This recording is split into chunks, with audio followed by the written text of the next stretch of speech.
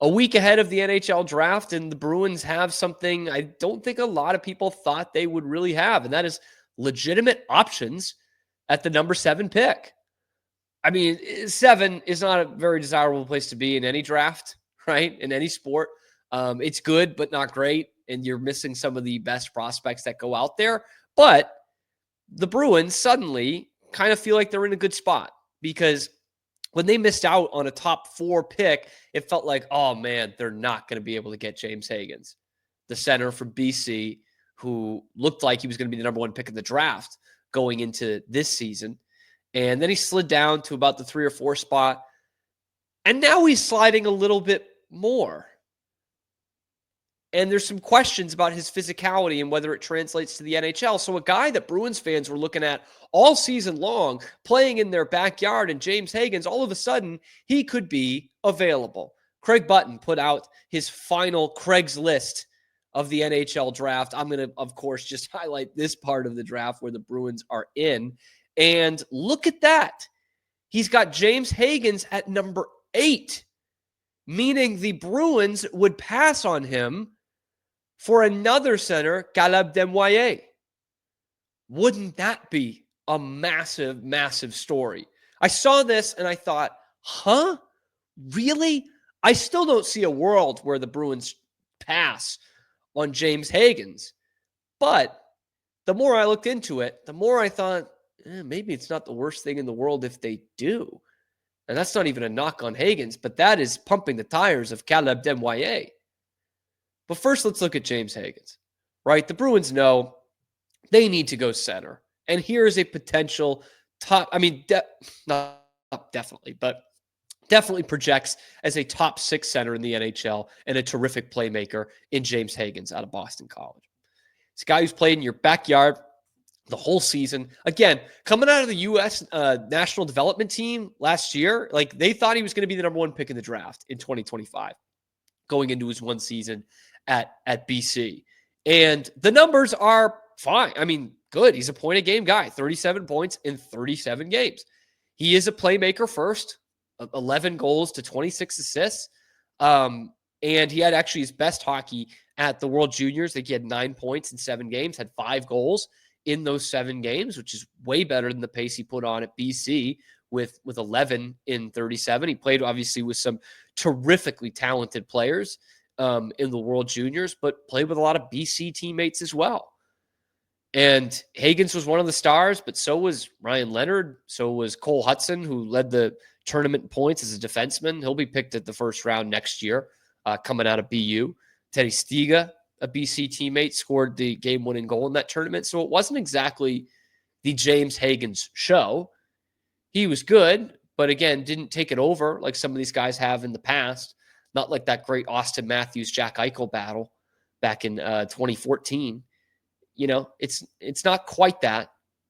But he's still a very productive player at the center position and is a great playmaker. Terrific skater, definitely. That's what he's been praised for all along, is his playmaking and his skating. But it's actually come back to bite him because he is starting to drop down the draft board a little bit. And here's what The Athletic wrote about why he's falling all of a sudden to that 7, 8, 9 range. Said there are a few variables. While he played well this season, evaluators have minor questions about how Hagens' game would translate to the NHL. At BC, he had stretches this season where he was hard to notice at even strength and had too many games where he was invisible. And I did watch a lot of BC this year, watched a lot of college hockey. When I watched BC, it never looked like Hagens was the best player on the ice. You know, it looked like Leonard or Perreault or Gasso at times. It didn't exactly look like James Hagens. The Athletic goes on to say, he struggled to consistently get to the inside against bigger college defenders. He also struggled to score goals, 11 in 37 games. At barely 5'11" and without a physical edge, his profile becomes harder to project as a top-line NHL center who you can win with. His compete level was decent, looked good at the World Juniors, but I wouldn't call it a standout trait.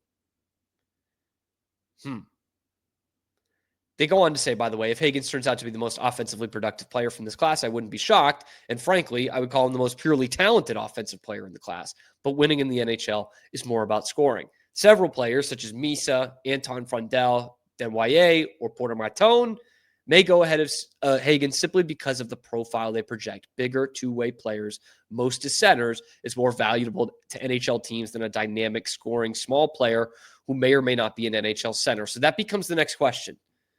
You know, we had it with the Patriots. Is Will Campbell an NFL tackle? That's the question about James Hagens. Is he an NHL center at that frame and that play style? He can play on the wing. You know, he did that with the U.S. National Development Team program. And he did it a little bit at BC in pinches. He can play on the wing. And there are some NHL scouts that think that is the way he ends up. And if you're looking at the Bruins from a draft standpoint, I know they're going to be focused on center because most teams are at the top of the draft anyway, and the Bruins desperately need one. But the Bruins also really need talent, really need talent. The center is not a great position, but when you look at the bottom three lines on the wing, it's really not better, okay? Especially without Marchand in there. It's not better than what you have at center. So you need talent at any position. And so I think if James Hagens is available there at 7, with how much they've watched him this year, with a guy whose job's on the line, hopefully, in Don Sweeney, it's much easier to sell to the fans. BC kid was going to be the number 1 pick, dropped to us at 7. Again, to use another sport, kind of the way Marcelo Meyer did to the Red Sox. He was probably the best player in that draft. He fell to them at 3, and they said, all right, we'll take him. And now look at him. James Hagens could be that same kind of thing of hey, he's the most offensively talented player in the class, we think. Just from a skill standpoint, he plays the position. We saw him in our backyard. He's got some versatility. That doesn't mean he's going to automatically be, a 70-point scoring winger, but he does have some traits that could play wing in the NHL. That said, Hagens doesn't have the hype that he had a few months ago. I don't know if the skill's anywhere different, but he doesn't have the hype. And so I look back at this Craig's final list here, and they've got Caleb Desnoyers going to the Bruins at number 7. There's got to be a reason for that. That's what I thought. I've done a little bit of research on all these guys, right? Desnoyers, Brady Martin, Roger McQueen. By the way, do not pick Roger McQueen. Don't do it. Hopefully he's not available for the Bruins to fuck that up at number 7. Anton Frundell, some of these guys, Victor Eklund even a little bit. But I'm what is the deal? Why would the Bruins be taking Desnoyers over James Hagens? And the research is fascinating, okay?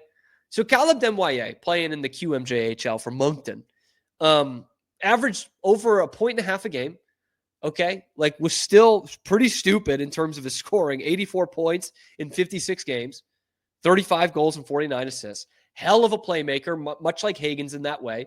He's a pass-first kind of guy. And then what really stuck out to me about Caleb Desnoyers, that is something that you can't just instill in a player, okay? And it's super, super valuable when you can get it. Everywhere he goes, the kid wins, okay? He wins. He just turned 18 years old 2 months ago. And already he has won the U17 World Championship, the U18 World Championship, the Gretzky Cup. And this year, his Moncton Wildcats won the Q. They won the QMJHL Championship. And who was the Guy Lafleur Award winner for playoff MVP but Caleb Desnoyers? In 19 postseason games, he had 30 points. He led them to this title as an 18-year-old. If you're looking for that 200-foot center, that guy you're going to try to turn into Patrice Bergeron or David Krejci even, who's less defensively sound than Bergeron was. I think Caleb Desnoyers is going to be your best bet at number 7. I'm not saying he's going to become Patrice Bergeron. But of those centers, James Hagens, McQueen, even Martone, any of those forwards, he is the best two-way player out of all of them. Okay, and of course he's got things he could still work on. He's not as good a skater as James Hagens is. I don't think he would fall in the elite category when it comes to that.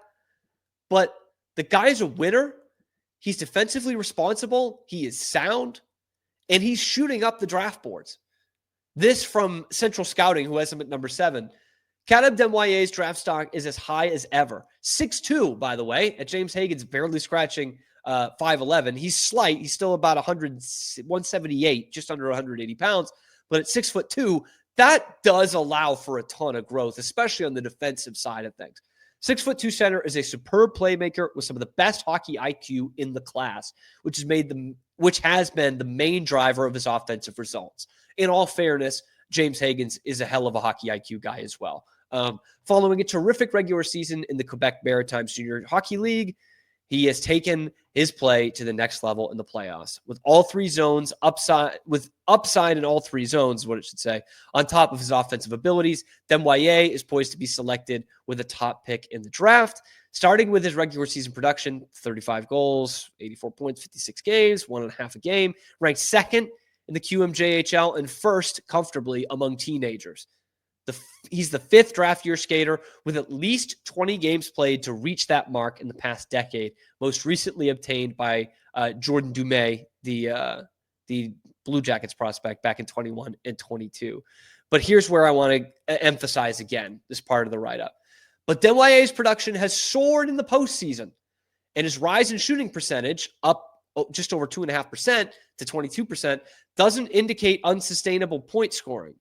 With 30 points, 9 goals and 21 assists in 16 games, he not only leads the queue, but has a historic 1.88 point per game rate en route to winning the title. Among draft year players with at least 10 playoff games this century, only Nathan McKinnon. Okay, let me do this again. Among draft year players with at least 10 playoff games in the queue this century, only Nathan McKinnon, Sidney Crosby, Jonathan Drouin, and Jakub Voracek have reached 1.8 points per game. All were selected in the top 7. Voracek had a good run. Drouin, disappointment. Nathan McKinnon and Sidney Crosby. Like, that's the kind of company he's keeping right now.